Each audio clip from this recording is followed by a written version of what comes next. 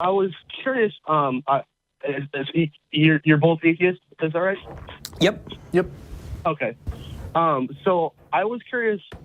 Do you have like any what would you consider justification for belief in a God, or do you believe there is any justification? I think that I don't know what would justify a belief in a God, but I think your God would.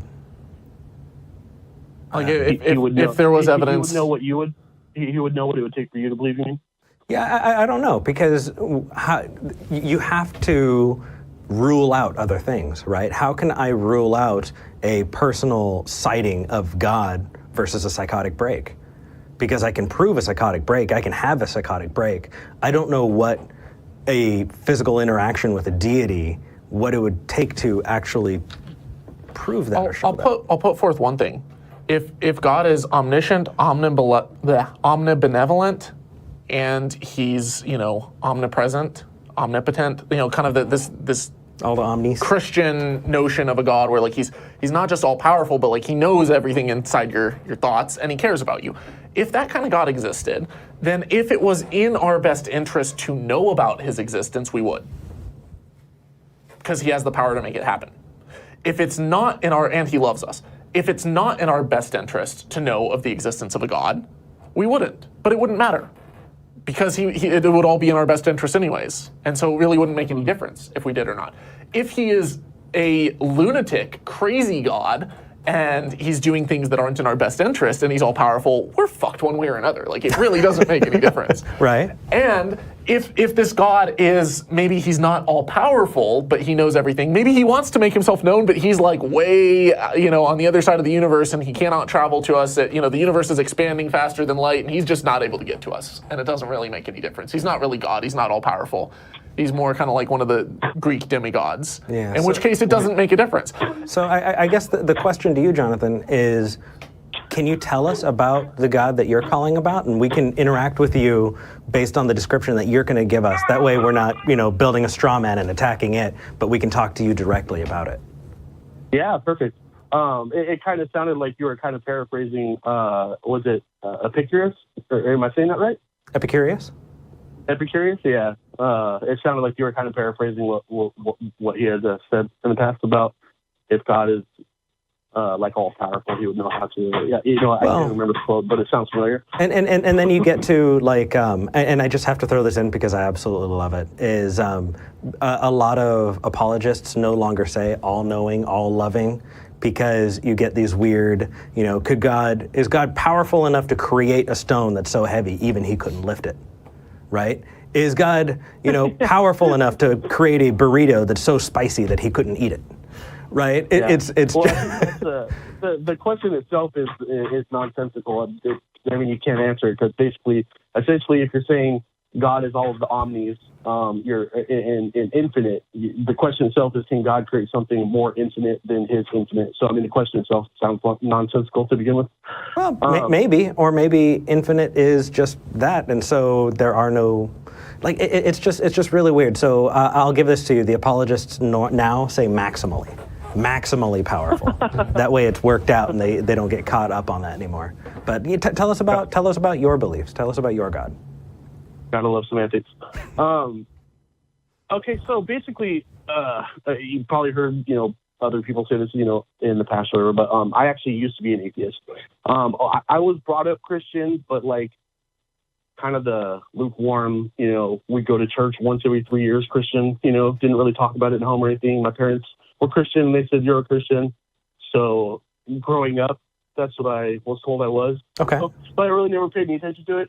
Well, I actually became an atheist. One of my very best friends in the world is an atheist, and we've had tons of conversations, and I started reading books, Richard Dawkins, Christopher Hitchens, stuff like that. Mm-hmm. I read a book, I don't know if you're familiar with, called The Encyclopedia of Biblical Errancy. Massively huge book. No. Although I will say that the Skeptic's Annotated Bible is pretty awesome. I had to land the physical copy. That's pretty fun. Oh, okay. It might be similar. But I got more holes in a strainer. So I was like, I don't think much of this makes sense. My like final deciding thought where I was like, you know what, I can't believe this anymore, was actually the concept of an all-loving God sending people to hell for eternity. When I thought that, I was like, this can't be true. So I Problem of became evil. an atheist at that point, which actually maybe that wasn't a direct like reason to become an atheist. You know, I could have just simply believed in the wrong God, but I just became an atheist anyways. I just stopped believing altogether. Can I ask you a clarifying question? Absolutely. Were you a skeptic? Skeptic. So what do you mean? Like, can you be more specific? Sure. So when we're talking about skepticism, we're talking about, did you make any major claims like, I know this for a fact, or did you follow more of a Socratic approach to things? Was it, how do I know it's this? How do I know it's that? How can I prove this? Or how can I look into that? What are other possibilities? And when you're questioning your own beliefs, when you're able to look at that from different sides. Is your world based off of not just scientific evidence, but logic and reason to try to deduct the truth rather than just accepting things because they have emotional appeal or? It absolutely is now. And when I say now, I mean like the past like 6-7 years since I have become a Christian. Absolutely. At the time when I was growing up Christian, no, I would not say I was a skeptic. Whether or not my son in the background is here. Yeah. If when I was growing up, wow, he's happy to hear you guys. Yeah. I don't know if I did make absolute truth claims like, you know, yes, God exists. I probably did. Sure. If I was happy to have that conversation. I didn't have any idea what I was talking about at the time, though. So my personal reason for making the actual choice to become a Christian, was through like Christian apologetics. I met someone who was learning apologetics from an actual like Christian apologist from a church he went to. At the time, I never even heard the word apologist, had no idea what it meant. But he was meeting up with him later that night and said, hey, if you want to come and ask questions, go ahead.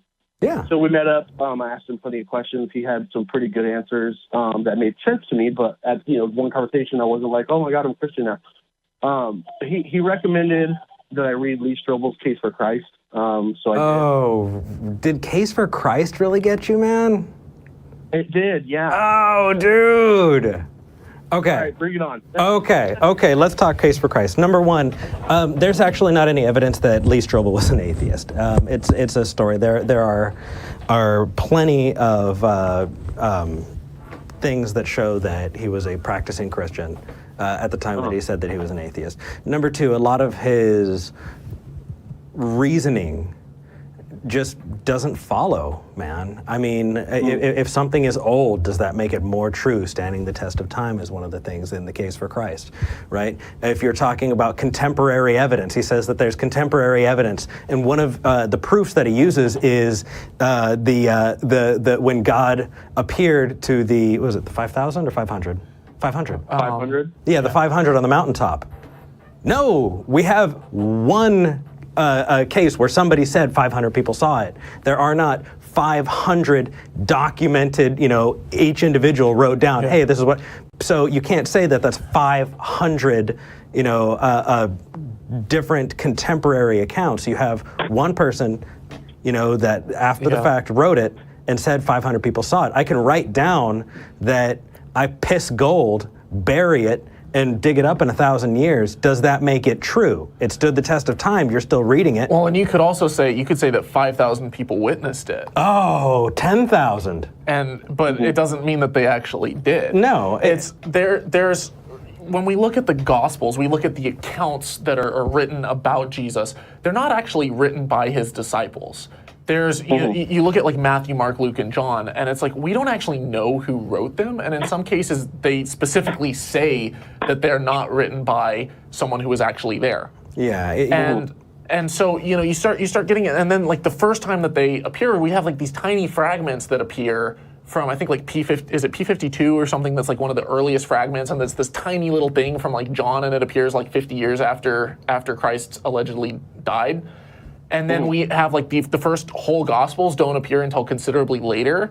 And then the Bible itself wasn't compiled until like a few hundred years after. And so all of this stuff, it's like, they say that, oh yeah, there's all this evidence, there's all these writings for him, but it's not as concrete as they would like you to believe. Like if I show you the same evidence for Robin Hood, it's like maybe Robin Hood existed, maybe he didn't. But the legends about him, I'm not going to base my entire life about him or believe miracles about him or about Odysseus from, the Iliad and the Odyssey because, there's all these writings about him that we don't even know who the author was. We don't know when it was written. We don't know, how far after the events it allegedly took place it was written down. And it becomes so much less credible when you actually start digging into it and realizing how shoddy the evidence actually is. But sure. And I'd like to add in, if you were to, well, I'll tell you exactly what I'm going to do. There are plenty of examples of contemporary people who said that they were deities, right? Cult leaders and other religions that have sparked off from Christianity, Christian-adjacent religions like Mormonism and Jehovah's Witnesses, who claim to have made prophecies, who claimed to have performed miracles, and that there are documented cases of people saying they saw those things and writing them down. And in the case of Mormonism and Jehovah's Witnesses, we still have the writings by the people who said that they saw them. It's close enough in our recent history for us to have that evidence. How do you think that those people were prophesying? Do you think that those were holy people, that they were God incarnate, or whatever the case may be? How do you determine that versus another? And in the case of God revealing to the 500, that was Old Testament. That's when Moses. I mean, like it's Jonathan. Thousands of years. You said your name was Jonathan. It is Jonathan. Yeah. Jonathan. Like kind of a. I'm sorry. Go ahead. Are you familiar with Satya Sai Baba? With who? There was an Indian guru that lived in the 20th century. I think he may have died in the 21st, but like basically during all of our lifetimes. And he claimed to perform miracles. He would pull these little ash pellets out of thin air, like a magician would do, and allegedly raised the dead and did all this different stuff. And he has millions of followers even to this day, despite the fact that he predicted when he would die and he got the date wrong. And this guy doesn't, I love the way that Sam Harris puts it when talking about him. He says he doesn't even merit an hour on the Discovery Channel. And yet, when you push it back a couple thousand years to Jesus, you have this story that there's no video evidence of him, like we have of Satya Sai Baba. There's no, firsthand accounts that we have of him. There's no contemporary accounts. There's no secular accounts of Jesus that we know of. There's this tiny little phrase in Josephus that's thought to be a forgery. And yet, you have all this evidence of Satya Sai Baba, and yet nobody, none of us, we laugh at that when we hear this. We're like, how the heck does this guy have millions of followers that, he's obviously a charlatan. This is obviously BS. Well, maybe we're strawmanning Jonathan. Jonathan, was that a proof that convinced you, or was it something else? Maybe we're on a trail that we shouldn't be. What convinced you about the book by Lee Strobel that, yeah, go ahead. I guess at first the historicity, the evidence for the historicity of Jesus was compelling to me. What about evidence? He had mentioned Josephus, yeah, as someone who had mentioned Jesus. Just the outside, non-Christian sources that mention Jesus. So that at least leads me to believe strongly that he at least existed. Has nothing to do whether or not he was God or raised from the dead or anything like that. Just that was the first step. Okay, I believe that history can demonstrate that Jesus existed, at least enough for me to believe it. Or that someone named Jesus existed. If you look at the writings of Flavius Josephus, it talks about, number one, it was not at the time, it was after the fact, and number two, it was referencing a Jesus who was brother to James. There we go. There were several different Jesuses that were mentioned by Josephus. One of them was one during the siege on Jerusalem that led to the destruction of the temple, and he was killed by a flying boulder from a catapult. which is obviously a different account. But it wasn't uncommon at the time to have characters named, Jesus was basically Joshua. It's the same word. And yeah, it was a common name. Yeah, and they're basically, they were expecting a Messiah, and it was really common for people to come and to pose as prophets and whatnot. I don't, just like there is today. But even if I completely grant you that Jesus existed, which by the way I'm not a mythicist, to me it doesn't matter. Like it really doesn't matter if Jesus existed or didn't. I think that there probably was some guy named Jesus. I can't prove it or disprove it. I have some evidence from showing that he did, and then I've got mythicists who he's dead, for the record. But it makes no difference to me. The existence of Jesus, there's tons and tons of characters throughout history who have been emperors who have claimed to be gods. I believe that they probably existed, but I don't believe that they were gods. Okay. Right, and you probably because you don't have a good reason to. Sure. So what's your good reason? What you would consider a good reason for yourself? Because obviously, evidence is evidence, for everyone, but I guess it's subjective to a sense. Not proof. Proof is conclusive.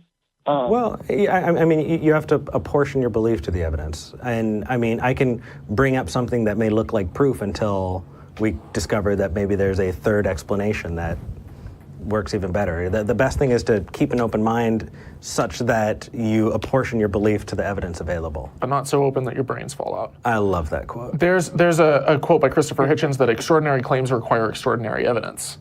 And yeah, I think I'm pretty sure I read that. Was that in God is Not Great, or was that in? That was in The God Delusion. Was it? Oh, that's Dawkins. That's Dawkins. Yeah, but I thought it was. It could have originated with Hitchens, but I know Dawkins popped it in there. But one way or the other, you also have to apply Occam's razor to something. Like, are you taking, this account appears decades after, Jesus allegedly lived by a non-witness that is putting forth these claims of miracles.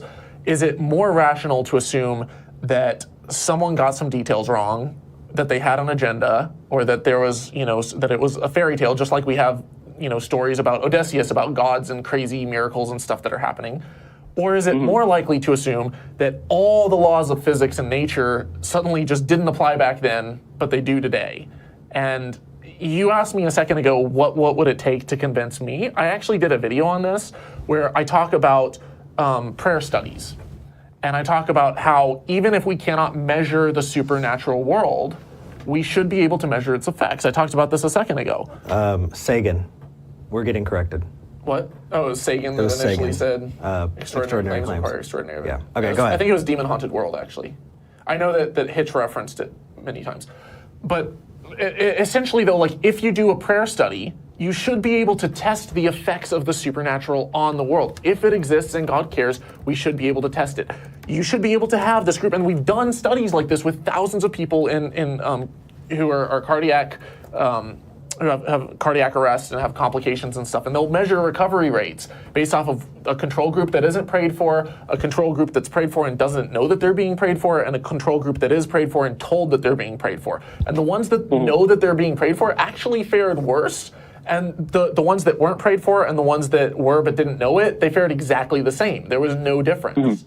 And so something like that... I do understand all that stuff, and we probably agree on more than you guys might assume, because I say I'm a Christian. A lot of the stuff I am aware of, the prayer studies and stuff like that. To me, that's kind of like a side topic, whether or not prayer works or well, I mean, obviously if there's no God, prayer doesn't work, but I guess if there's a God, whether prayer works or not, or if there's a God and he actually cares at all about anybody, these are all different questions. So basically, I guess to kind of break down how I was, persuaded to believe is the historicity of Jesus. Seemed the evidence that suggests that he is real or was real was convincing. The fact that the disciples accepted death rather than recant they had seen him risen from the dead. Well, hold on. Quick pin in that. You know that there are stories of cult members following their leaders and drinking poison or ritually committing suicide Tim Jones, that are stuff like that. Yeah. that are nowadays. holy Kool-Aid is drinking the actually Kool-Aid. drinking the Kool-Aid. I mean, you can have people It's actually who Flavor Aid, but you can have. I'm not saying that people don't die for what they believe. Okay, so why is it convincing to you that that God is true if people were willing to die for it? We're giving you examples of things where, I mean, unless you're assuming that those people were correct because they were willing to die for it as well, you're going to need to throw that out as a convincing piece of evidence, aren't you? Well, there's a difference between someone dying for what they believe and for someone dying for what they claim that they saw. No, because the cult members claimed that they saw it too. There's cult members that claim that Jim Jones performed miracles. There's there's a lot of eyewitness accounts of all kinds of crazy ideas that, like, you have not serial killers, terrorists, like suicide bombers, who sometimes they'll have like a dream of the Prophet Muhammad or Allah or something, and they feel like they experienced it, they saw it firsthand, but it's still up here. And it's still, they're dying for something that they believe in. That, I could, we could get Matt Dillahunty in here and he could perform a magic trick and claim that it's a miracle if he's dishonest. And there are probably people out there who would actually believe that there's some supernatural element to it. That doesn't make it true. Being willing to die for a thing does not make it true. Absolutely, and I agree with that. Okay, so can you go back over that one more time? You said there's a difference between what? Between people who believe it and people who claim that they have seen it. Okay, so if I'm looking at it objectively, and I see a group of people who martyr themselves or commit suicide because of something they say that they believe is true, versus a group of people who accept death rather than recant on something they say they saw is true. Okay. To me, there's a substantial difference. What is the difference there, and how can you tell that difference?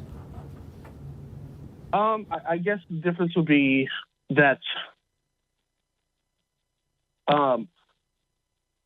just like you said, just because someone believes something is true and they die for it doesn't make it true, and I absolutely agree with that. Sure. And also, we're talking about stories, right? I mean, yeah. Let's take,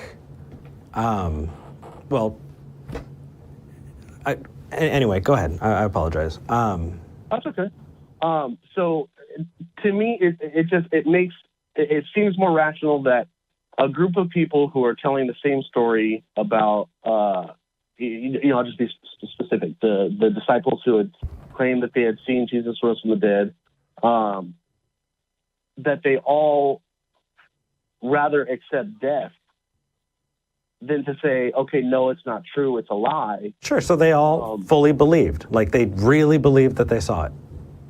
So but these are accounts about them dying. These aren't, these are accounts that happen later. But even if we don't know that they're true. But even if it is true that they did die for something that they believe, do you think that, and even if they did believe it 100% and they believe that they saw it, do you think that eyewitness testimony is reliable? Because if you do, then what separates you from the people who committed ritual suicide? Well, and I'd like to elaborate on this even more, because you have instances where you have people like Dr. Elizabeth Loftus and Dr. Julia Shaw, who have demonstrated that people can not only misremember things and have false memories that they're able to conjure up that they really genuinely think happened that didn't, but they've also shown that they can plant false memories in people's mind to make them think that they did things that they didn't.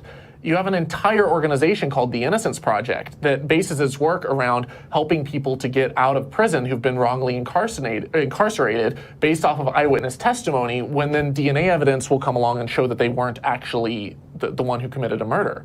So eyewitness testimony, it's not reliable at all. Like, our brains aren't these perfect machines that are like videos that record things and pull it back. Every time that you remember something, the act of remembering it slightly changes, it slightly alters the wiring, the neurons in your brain, so that you remember it a tiny bit different each time. Last episode we talked about Woodstock and how there are people who claim that they were at Woodstock, and if you count them, it is physically impossible for that many people to have actually been there. Yeah. Right? And it's just, oh no, I was totally there. And they really do believe it. They're never there. Well, sometimes too, you'll have memories that, you know, you look at your childhood and you think that, oh, this happened, and then you go back and look at the pictures, and it's not the, you know, it maybe happened to a sibling, and everyone thought it was you, and they've retold the story so many times that you actually believe that it was you. Like, you can actually develop false memories over time. Our brains are very plastic. They're very susceptible for trickery and for, you know, we have all kinds of cognitive bias and self-delusion, but to say that memory is infallible, or that people can't have false memories, I think there's a lot of evidence to the contrary with that. Sure, and I'm sure all of that stuff is true. And if I were going to compare how likely that is in the case of the disciples witnessing Jesus be resurrected, I would say it's more likely that they were lying than that they all forgot that Jesus was risen from the dead. If I were looking at the story and I was convinced that it's not true, I would think it's more probable, more reasonable to believe that they all lied. They all no. happened when it didn't. Those aren't the only cases. We're not saying they're liars. We're saying that there is a chance of misremembering, or that they really thought they believed it. So let me give you a hypothesis that the Jesus that they thought they saw, or let's give you that this historical Jesus existed, right? And I'm going to say that this historical Jesus was a con man and was able to convince people that he rose from the dead. How can you tell the difference? How do you know one from the other? Because you're going to wind up with the exact same result that you're saying convinces you of one of those results versus the other. Well, I guess you have to create more of a hypothetical scenario, because I wouldn't believe it based on the fact. Hold on. Are you saying it's a bigger leap to say that Jesus was a con man than that Jesus was the Son of God, able to create miracles and be able to heal the sick and be raised from the dead? You're saying that is more likely than a con man? No, not. I'm not saying that's more likely. Okay. I would just say because that would be really silly. No. I was just going along with your hypothetical where you said, is it more that he was just a con man? But you asked me what I think about that, but I would need more information, because I would not believe, based on the fact that I don't think he would be able to convince people that he was crucified, put in the tomb, and then raised from the dead, if that he wasn't first of all crucified, because Rome was pretty good at killing people. And then I don't know. In the tomb. No, but because you're saying it is such a cool magic trick, it has to be true. Have you seen David Blaine? No, that's not. That guy's badass. I would have said Chris Angel, but that's okay. Chris Angel's a little too bloody for me. David Blaine. Didn't that guy exist in ice for 2 weeks without eating? Or supposedly, yeah. I mean, or there's a lot of stuff. For 10 minutes. There's a lot of stuff that David Blaine has done on camera that is obviously the audience is in on it, and it's altered. Don't kill my. I shouldn't be giving. Come on, man. Yeah. You're busting my balls here. Spoiling your child. Yeah. I think you guys are on the wrong track with David Blaine. It's obvious he's a devil worshiper. Obviously. Look, watch this. Hang on. Hail Satan. Yeah, right. I'm sure that was funny, but I can't see it. So. Oh, I just did a really stupid magic trick. Yeah. The rings are not connected, and the rings are his fingers. Now they are. So, okay. Here's the deal. You seem like a very fun guy to talk to, and we are past the end of our time. I'd like to get to some other callers on our after show content for patrons, but I would not want to rob the audience of getting to talk to you. Can you call next week? Yeah, absolutely. I'll set a reminder. So I'm in Arizona right now. It's 12:32. What time is it where you guys are at? It's 2:32 right now. So you're 2 hours behind us. So gotcha. Call so what about. Is the best time for? Call about 15 minutes before the show starts. So that's going to be 12:45 our time, which will be 10:45 your time. Okay. We're going to set aside. We're going to ask our call screener to write your name on a Post-it, and we're going to save a spot for you. So you call in, and we're going to have a spot for you. That's what makes you guys cool, man. You know what, man? I really appreciate you calling in. I would love. I don't think we talk enough about counter-apologetics. And I just diving into apologetics and counter-apologetics is something that really excites me, as long as you're an honest actor. You know, if you do the precept thing, you're going to drive me out of my mind.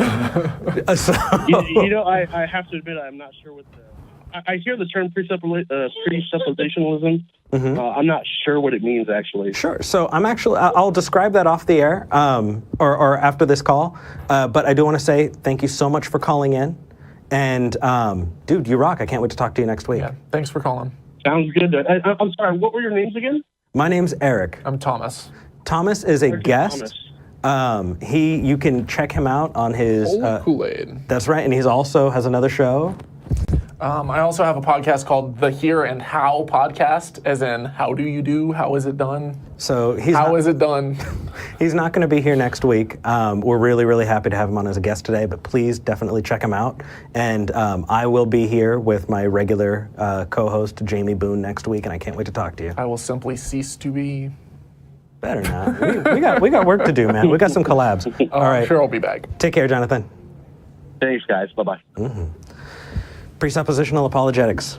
And for those waiting on the line, we will get to you. We're just going to get to you after the show. Presup is when someone presupposes an answer before they get into the argument. So the Matt Slick argument, we had somebody call in who said that their name was Evolution Fails, and their supposition was that a God is required to be able to. Let me see if I got this exactly right. He was saying that you need a God to be able to make certain judgments about things, right? You need a God to be able to make moral judgments. And the reason that he was saying that was he's saying, how do you go from is to ought, right? How do you go from your experiences to making true statements about things? Right? Isn't it just a collective of experiences? And he's saying he bases his knowledge in God. And since God is perfect, then he can move forward to make moral, ethical, or truthful pronouncements about things. And so he said, how can you prove this? Starting with the assumption that God exists, that God is good, that God is perfectly good. That, And that God gives him that ability by him surrendering himself over and having the Holy Spirit reside within him. And so all of those things are assumed. And now he says, I have all of it. Now you have to prove that you have it, or else you can't even talk to me about anything else, because I obviously have the answers. It stops the conversation before you can even start to have it. Well, what we're trying to do is go back to those basic core assumptions and be like, wait. How do we know that God exists? How do we know that God is good if God exists? How do we know that, you start breaking it down at its core, and it's like you realize that this person who assumes that maybe they have this really strong argument that it really doesn't hold up. Like they're making so many assumptions that you cannot start with the assumptions. You have to examine the assumptions before you even start. Yeah, when Evolution Fails called in, it was, how do you know that the laws of logic are true? Well, because they've shown to be true. Okay, so that's your experience. How do you know that it's true? Okay, how do you know? Well, I have God, and God, therefore I'm right, because Ali Oxenfree, I'm presupposing that I have the answer. It's like, how do you know God is true? Oh, because of my experiences. Well, how do you know that those experiences are true? Because God lets me know that it's true. It's circular. Yeah, and so you can't actually engage. And if it's a precept thing, I just can't. I can't even.